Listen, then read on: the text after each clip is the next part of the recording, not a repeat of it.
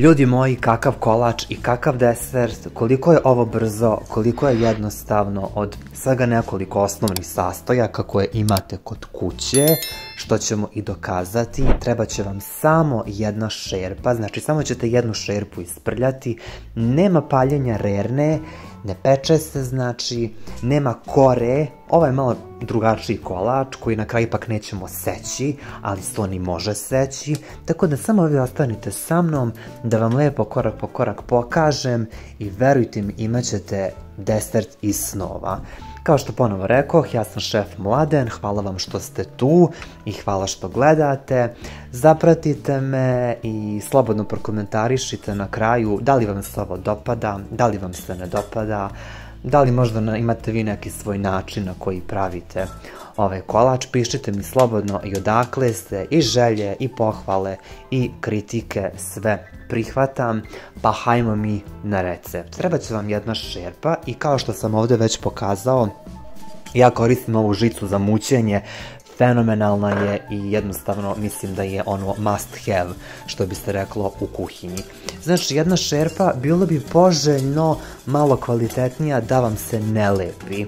Uzmite 2 jajeta, ne moraju biti sobne temperature, dakle mogu iz frižidera, hladna, i 100 grama šećera.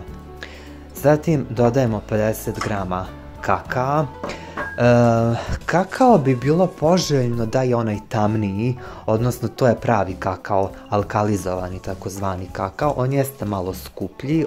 Ovi svetli kakai, o bože, ovaj svetli kakao koji se prodaje uglavnom u prodavnicama nije baš previše kvalitetan. Ja kupujem u Zdravoj hrani u Novom Sadu, uglavnom imate, samo kažete dajte mi alkalizovani kakao i on će vam, verujte mi, dati mnogo bolji ukus i kolača i torte. Zatim, kao što ste već videli, ubacio sam 500 ml mlijeka, 500 ml slatke pavlake sam dodao, kukuruzni skrob, crna čokolada, da, crna čokolada je isto važan faktor. Dobra crna čokolada jeste ona koja ima minimum preko 50% kakaa, međutim najbolje su one sa preko 70, pa čak i preko 80. Najkvalitetnije su i najlepši vam desert bude. Čokolada je nešto što je veoma, veoma bitno kada je ukus deserta u pitanju i svedoci ste da postoje neke jeftinije varijante i crne i bele čokolade, jednostavno koje nisu lijepog ukusa, ružne su, bljutave su. Ja sam koristio također, međutim onda sam skapirao da me ipak, pod navodnicima, skuplje me košta kada upropastim tortu sa nekom jeftinom čokoladom, nego kada malo, kupim neku kvalitetniju, skuplju.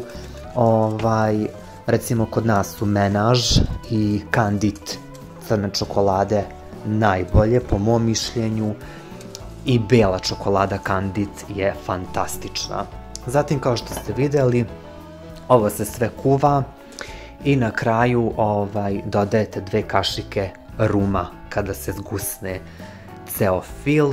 Uzmete jednu staklenu posudu, ja sam uzeo, ovo su otprilike neke dimenzije 30 i nešto puta 20 i nešto, uglavnom su te staklene posude sve sličnih dimenzija, nebitno je, verujte mi.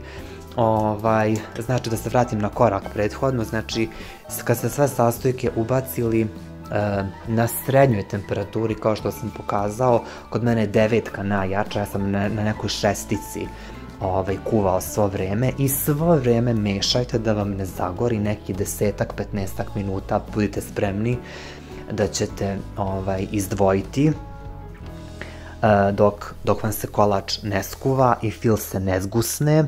Zatim na kraju dodate 2 kašike ruma, to je opcija, znači rum se može dodati, a i ne mora. Istresite u jednu staklenu posudu, nek prenoći u frižideru, a zatim možemo iseći, možete vi šlag staviti odozgo ili ponovo preliti čokoladom može se kažem iseći, ali ovo je neki moj novi način, nikada nisam iskreno ovako servirao desert, odnosno kolač, i verujte mi, fenomenalno je, malo veću kašiku uzmete, može i manja, nebitno je, i evo na kraju sam umutio šlag, i sad ću vam pokazati kako uz kafu ovaj kolač je, mislim kolač, desert, je fantastičan. Možete vi ovo u kalup za tortu istresti, pa da vam se onako lepo stegne. Eto, dragi moji, to je bilo to. Kažem, pišite mi šta mislite, da li vredi, da li je brzo, da li je jednostavno. Svi moji recepti su uglavnom bez pečenja, brzi, jednostavni i pristupačni svima. Do gledanja, hvala vam.